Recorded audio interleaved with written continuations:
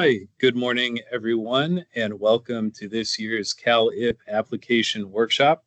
My name is Ryan Danowitz. I'm an analyst with the California Investment and Innovation Program. And let me start by saying thank you all for attending this, and hopefully you can glean some important information from today's workshop. So, further ado, a little housekeeping. We ask that you please save all questions until the Q&A portion at the end of the presentation. Please mute yourselves until called upon to speak. And when it is time for comments, we will use the raise hand feature to identify those who wish to speak. All right, talking about eligibility for the Cal-IP grants. Just a little backstory on the creation of the Cal-IP program.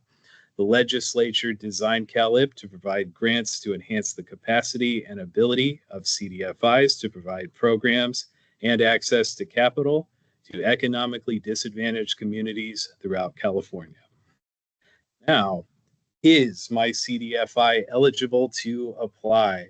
In order to have a successful application, your CDFI needs to meet 4 minimum eligibility requirements. The first is that your CDFI possesses current federal CDFI fund certification. Another is that your CDFI is already serving California in at least one of 3 ways, which are either your principal office and officers are located in California, or 25% of your CDFI's loan portfolio provides financial assistance to persons or projects in California, or your CDFI has provided financial assistance in California totaling greater than or equal to $10 million in the 3 years prior to grant application. Another minimum eligibility requirement is that your CDFI has financed 5 or more loans in California in the 12 months prior to application. And finally, your CDFI needs to have a current net worth greater than or equal to $25,000. And if you are a returning awardee and received an award in 2024 or 2025, your CDFI needs to have spent 50% of funds within 12 months after receiving the award. And on the application itself, we are going to ask that you provide the dollar amount of funds you received in previous Cal-IP grant awards, and also the dollar amount of funds your CDFI has expended as of the application date for this award. And as you can see from this list, there are many eligible uses of grant funds. Please, in your application, be sure to give a little detail as to what you plan to use your Cal-IP award for, but many ways you can use it to help your CDFI. And some notes for this round of funding, the 2025-2026 round. There is $10 million available. The NOFA, the application instructions, and the application itself are available on our website. If you follow the link from that QR code, it will get you to all 3 documents. And then, perhaps most importantly, application materials must be submitted electronically via email to applications.calip@treasurer.ca.gov by 5 p.m. Pacific Daylight Time on October 1st, 2025. And we ask humbly that you please do not use a secured email when submitting your application materials. I'll get into that a little later, but something to keep in mind. All right, as for the application itself, it's broken down into 5 parts. Part 1, we are going to be asking information about your CDFI. Everything listed on this slide, type of information we are looking for. And I would just like to highlight that new to this year's application, that we are going to ask if it is applicable that you list the states outside of California served by your CDFI. So something new for this application. And part 2 is going to be the grant request. As in previous years, you can choose from one of 4 funding tiers for grant award. Each tier has its own eligibility requirement listed here on this slide. I would also point out that any one CDFI can only be given an award from a single funding tier. So please choose the correct tier that best fits your needs and that your CDFI is eligible for. And of course, if you have any questions about whether or not your CDFI is eligible for a certain tier or not, you can reach out to us at the CalIP program and we'd be happy to answer your questions.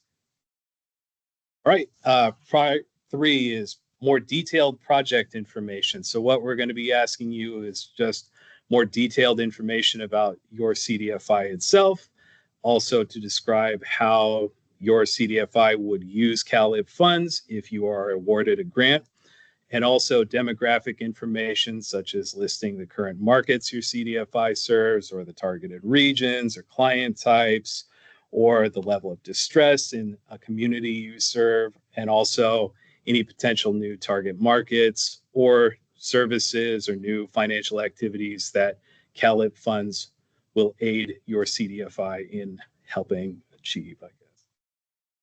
And another important thing with part 3, we understand these answers are going to be pretty detailed. So you can submit an addendum with your application for the questions in part 3, just as long as they adhere to the following criteria. Please keep the text to 12-point Arial font. Please only add a maximum of 250 words per question on the addendum. And please do not include any charts, graphs, graphics, or other images in the addendum.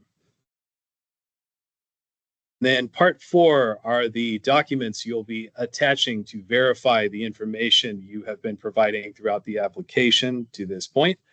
Attachment A is a document showing that your CDFI possesses current federal certification. So for example, you could use a printout from Amos. In fact, that would be preferable for attachment A. And attachment B, we would like financial statements for your CDFI's past 3 fiscal years. And attachment C is a loan portfolio from your CDFI that shows the date of each loan funded, the dollar amount of each loan funded, the location of each borrower, and the total number of all loans. And we would ask that you please submit attachment C as an Excel sheet because it makes organizing that information and us being able to extrapolate figures much easier if it is in the form of an Excel sheet. So please, attachment C, use an Excel sheet. And new to part 4 this year, we are asking for a 4th attachment. That is attachment D. And we would like a document proving that your CDFI's current total net assets are equal to or greater than $25,000. And we would point out that this number must match the number that was listed in part 1, question 12 of the application. A little more detail about attachment D. So we are looking for any document of financial statements showing the numbers being used to calculate the current total net worth, such as copy of documents showing the values of your CDFI's total net worth and total liabilities are acceptable. And just for your edification, we are looking for total net worth to be calculated as total assets minus total liabilities. So please keep that in mind when you are calculating your CDFI's current total net worth. And then also a new section in part 4 of this year's application. We'd like you to please also provide the preferred mailing address, that being the street address, city, state, and zip code to confirm where the grant award check should be mailed. And this is either to confirm that the address you listed in part 1 of the application is the same, or in case you have a different mailing address, this would be your opportunity to put it down here. All right, and part 5, the certification of your application. So any authorized representative that you listed in part 1 of the application can sign the application. And a reminder that all materials submitted as part of the application will become property of the state of California. They will not be returned. They will be considered a public record by CPCFA and the State Treasurer's Office, and also be subject to disclosure pursuant to the California Public Records Act. So again, this is why we're asking to not use a secured email, because all of this information is going to be a matter of public record once you submit it.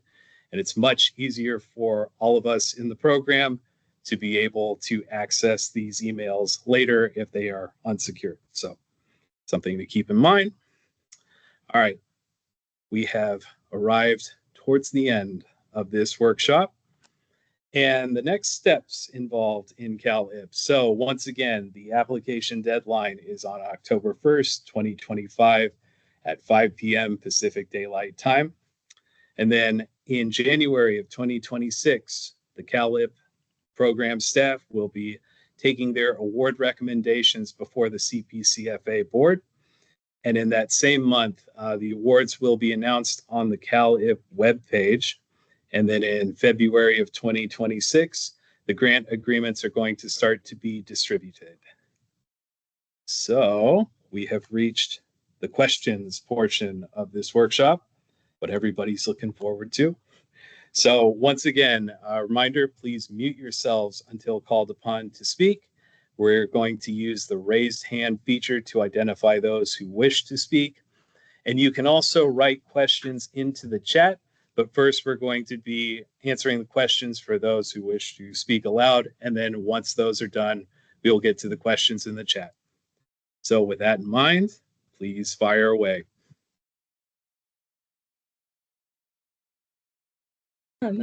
Hi, I just wanted to introduce myself. My name is Andrea Gonzalez, and I'm the CalIP manager here at CPCFA. I'm going to be working on calling on the speakers or whoever has a question in the hand raised option. And it looks like Victor Ramirez. If you want to unmute yourself and we can get started on the Q&A. Yes, thank you so much. So just a quick question with Beneficial State Bank. And I'm wondering a question about the attachment C, the loan portfolio. Is there a certain time period or a certain point in time that you would like that portfolio information to be compiled by? Like, is it as of? Yeah. Mm-hmm. It would be when you submit the application. Yes. So as of the date of the application. Okay. Yes, yes, because we're looking for in the eligibility requirements. One of the main eligibility requirements is that 5 loans were made in the previous 12 months. So anything in the previous 12 months. Also, if you're applying for tier 2, there is an option of like if you've given out 10 loans or more in the last 3 years, then that is something that you can include. You can go back to 3 years. Yeah. And of course, if you're applying for tier 2B and you're trying to meet the eligibility requirement of $15 million in funding giving out in the past 3 fiscal years, your loan portfolio should be 3 years prior up until the application date. Okay, great. So just a snapshot at that point of the balance of all of our current lending, correct? You're looking at just balances? Yeah, what we're looking for is if we could go back to the slide, and we're gonna, like Ryan mentioned, we're gonna send out the slides and the recording. But if you look at attachment C here, we're looking for the date of the loan made, the dollar amount of the loan funded, the location of the borrower, and the total number of all loans. So if you stay within there, then in the last 12 months for the minimum requirements, and then if you're applying for tier 2A or B, then we would need back three years. Yeah. And that would be the date of each loan funded, the dollar amount of each loan funded, the location of each borrower, and then total number of everything. Okay, great. That answers my question. So it's the actual amount of the loan, of the credit extended, not the actual balance on that loan. Yeah, we don't need it. I mean, if you include it, well, you know, we don't need it, but it'll be there. Those are the 3 things we definitely need. So. Okay, great. Thank you very much. Thank you. So, and then we're going to move on. If you could unraise your hand too, Victor, just to make sure we move on. But so we looks like we have a couple of questions. I'll just start at the top. Looks like Myron Ben. It says, "Hi there, Myron Ben from Pacific Community Ventures. Just confirming that the necessary attachments are listed elsewhere as well." Yes, they're listed on the application. So whatever everything that Brian's discussed and gone over today are on our application. And then we'll send out this PowerPoint shortly after the meeting. So if you missed any details, they're on here as well. You'll have them. Next question from CNM Fund Development. Can these funds be used for first-time homebuyer loans or green lending, EVs, solar, or ADU financing? Yes, they can. Though that would just be included in your application, what you'd be using the grant funds for. Next one from Manuel Lopez Espana. If we apply for the grant again, do we need to provide documents from the previous grant in addition to proof of our expenses? No, you do not. In the application, you're certifying the amount that has been expended. We can also look through the annual reports that your organization has submitted, and we will confirm there as well. And that has all the details, so you don't need to submit anything. You're only certifying how much you've spent. And that you've met that requirement if you're a second or third time applicant. And then we'll move on to the next one. Patty Chang, is the location of borrower the county or the actual address? You can provide the county, that's fine, or the city, as long as we know that it's within the California. I think also from an analyst standpoint on this, our big preference for that would be city, county, zip code, state. I mean, hopefully in California, but yeah. Yeah, but as long as we know that it's in California. And then for Myron Ben, oh, he's just saying amazing, thank you. Then we have Robert Martinez. If you don't expend all grant funds, are they repaid back? And then do the financial statements that are submitted need to be audited? So great questions. So if you don't expend all the grant funds, that's up to your organization. We will never ask for the money back. After 2 years of the grant agreement expiring, you are able to spend, or your organization is able to spend the grant funds unrestricted in whichever way you see fit. But in order to apply for another year of funding, you have to have expended at least 50%. And that 50% expended has to be spent on what was indicated in the application. So that's that question. And then, do the financial statements that are submitted need to be audited? They do need to be audited, but we are okay with the most recent financial statement not be audited. That's fine. But the other two, yes, because we're asking for the last 3 financial statements, and we're okay if the last one is not audited. If you have any other special circumstance why the other ones are not submitted audited, you could reach out to us at CALIP, at the CALIP inbox, and then that'll be like a case-by-case basis. The next question is from David Liddy, I think. Hi, David Liddy here with NECFCU. My question is, does CALIP give additional consideration to applicants who are blended other funding/grant sources alongside CALIP funds? If so, how would we highlight these leveraged partnerships in the application?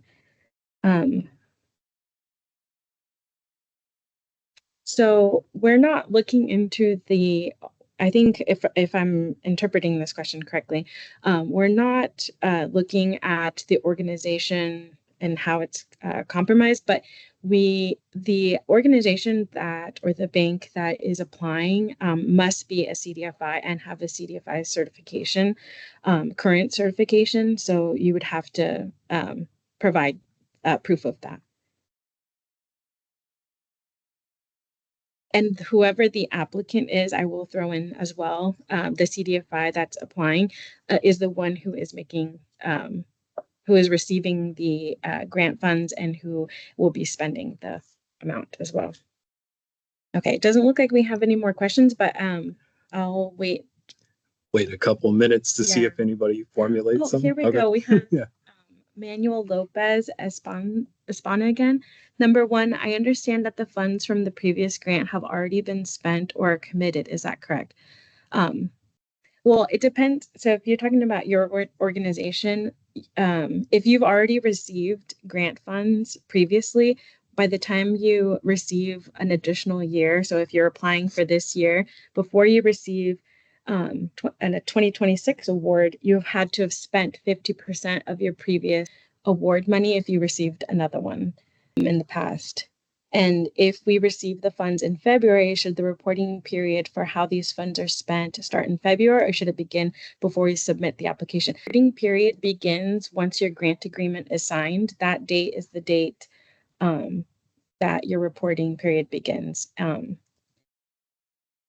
So if you received 2025 grant funds, that's when the reporting period begins, and it's for 2 years. You only report once every year. Jump back to a raised hand before I get to the last question. Go ahead, Manuel, do you want to unmute yourself? Yes, thank you. Thank you. Yes, Manuel from Rice Credit Union.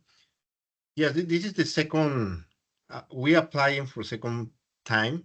And yes, our agreement started in February. We don't have a year until before we resubmitted the application. So we are already spent certain amount, but we have current with some agreements or contracts with the people to demonstrate that the resources is commitment. So I don't know if this contract is enough, or we are ready to have to deposit this money in the accounts of the commitment we have. I understand. So if it's, well, you do have, I will say you do have until the funds are dispersed to expend that. So if that's pending by the time the application is submitted, that's okay, because you have a whole year, so until next February, to get that money out. So does that make sense? So the 50% spent, that requirement is a year from February. So you still have until next February. So before we send out the check for this round, we'll just confirm with you all that you have spent indeed 50% of your previous award, your 2025 award. Oh, perfect. Thank you. We have a question in the chat. Ian Evans. So his question is, non-CDFI entity here. We do housing development, acquisition, rehab, looking to expand home ownership, etc. Are we able to work with a local CDFI to access these funds once they're awarded? And if so, where can we see CDFIs that have these funds?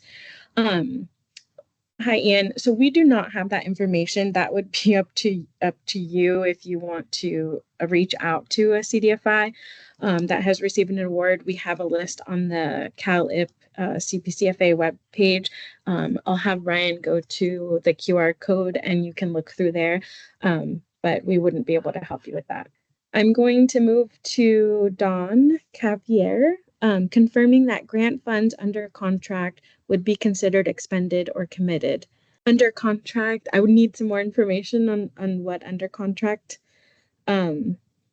means for your organization or your situation, and then we could better help. If it's too specific and you want to reach out to us by email, you can also do that. And our email address is calib@treasurer.ca.gov. Any other questions about anything? Okay, I'm gonna jump back to the raised hand. If Ian Evans would like to unmute themselves. Hi, thank you for addressing the question I put in the chat earlier. I wasn't trying to have you all connect me directly with folks. What I was trying to understand is, let's say one of these awarded entities, it looks like Main Street Launch is one that says that they serve YOLO, that was a 2025 awardee. If I can contact Main Street Launch and they receive funding for home ownership opportunities, are they able to utilize the funding they received to work with an organization like me and basically like subcontract that fund out or provide that funding for a home ownership program that we then operate? Yeah, if it's within the range of what their mission was or the grant fund uses are, and it meets the goals of that, then yes. And of course, it would be up Thank to each organization's discretion on how to disperse the funds they've received. But yeah, that would probably be a likely place to start. Thank you. Yep. And then we have Shanti.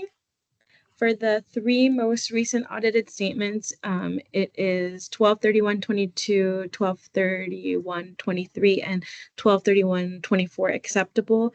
We're on calendar year. Yes, Shanti, that would be the 3 that we're looking for. Thank you. It depends on who when your organization's fiscal year ends. So. The next one from Sue Yi Lee Alex, that is California Air Resources Board.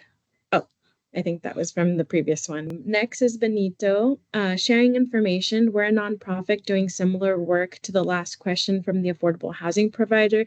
We have reached out to a few CDFIs, but the challenge is this grant can support general capacity for their operation, which they need.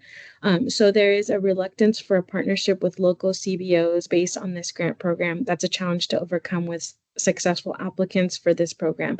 A better approach is to find a CDFI that does construction, loans, work, and economic development. Yes, so unfortunately, we are not ones who could help with making that bridge, but if you'd like to reach out to CDFIs, that is up to your organization. But yeah, that wouldn't have to do with CalIP, but yeah. And then doesn't look like we have anything, so we'll just give it a couple more minutes, see if anyone else has questions. Hi, sorry, this is Ian chiming in again. I think Hello. I think if I understood Benito's comment correctly, I think they were sharing information that may be helpful for situations like they have and like I have in the application, where you all are I don't know how the applications work, but we do lots of grants, federal, state, local applications. And so sometimes there's like preference points for partnerships and collaborations with local organizations. So rather than, it sounds like Benito has done some of the work I was talking about doing and got the feedback that they're keeping the money for themselves rather than putting it out into the community for affordable housing providers. And so that was kind of where my question was going. And sounds like Benito has done that work and gotten the feedback that at least the ones they contacted aren't doing that. So I don't know if it's federal dollars that come through you all, and so there's not the ability to change some of those application requirements, or if you're able to consider things like that for local partnerships that are part of the application process. So the money from the CalIP program is not federal. It's from the California state budget. We received a one-time $50 million allocation from the 2022-2023 budget. And it would have to tie into the bill and the legislation. And the purpose of this program and this grant is to support CDFIs directly, where they can use the money for working capital and to fund loans, loan loss reserves, technical assistance. That would be something that would be in the would have to change in the legislation, not the program. Yeah, in some ways. So legislation doesn't allow flexibility for you all to put like preference points on the Working- money that goes out the door versus the money that is their own operational funding. That wouldn't be, or that's not what the intention of the, or like the main intention of the program or the legislation. It's, you know, to support, the applicant can decide whether or not what grant uses that they decide to use them on. So if they're using it just for working capital to hire staff, then that is what they decide, and that's an eligible use. Yeah, and that's what's in the legislation. So they're not, yeah, they can decide what they want to use their money as long as it's an eligible use per the statute. And the legislation only allows us to provide grants to federally certified CDFIs. Okay, so I'm just gonna go to the next person, Matthew Nelson. Will grant awards be all or nothing, or is it possible that organizations will receive a smaller portion of the amount for which they applied? If so, how are award amounts determined? So that's a really good question. I'm gonna have Ryan go to the different tiers. So when you look at the application, there are three main. Here we go. So there's three ways that you can receive a grant fund. As long as you turn in an application, you meet the minimum requirements, you will receive an award, and it all determined by which tier you're applying for. So if you're a small and emerging CDFI, the CDFI meets the minimum requirements and has less than $10 million in total assets. Per legislation, a portion, 20% of the amount available will be reserved for only small and emerging CDFIs, and that money will be divided equally among those awardees. So we don't know the total yet, just depends on how many people apply. And so the same would be for tier 1 and tier 2, A or B. It depends on how much each organization, or how many applicants we receive and how many organizations are going to receive award, because those pots will be divided among them. But for tier 1, the minimum is $100,000, and for tier 2A and 2B, the minimum is $100,000 up to $200,000 that you could receive. But all just depends on how many applications we get and how many organizations are eligible for each group. Any other questions from anyone? We'll continue to leave it open, the chat and any raised hands. And then I see we got a question from Paula. Are we receiving a copy of this presentation? Yes, by the end of this week, all attendees will receive a copy of the presentation, as well as a recording of the presentation. And then we'll work on getting those posted as well to our webpage. And then the next question is from CNM Fund Development. Are first-time applicants preferred? No, as long as you have a CDFI certification and you turn in your application, there's no preference for first-time, second-time award applicants. It all just depends on if you meet the minimum eligibility requirements and you turn in an application on time, then you will receive an award.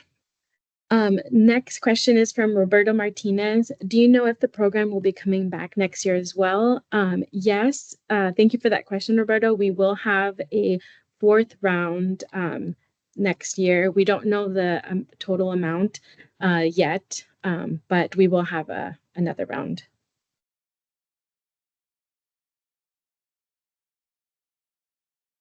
Any other questions?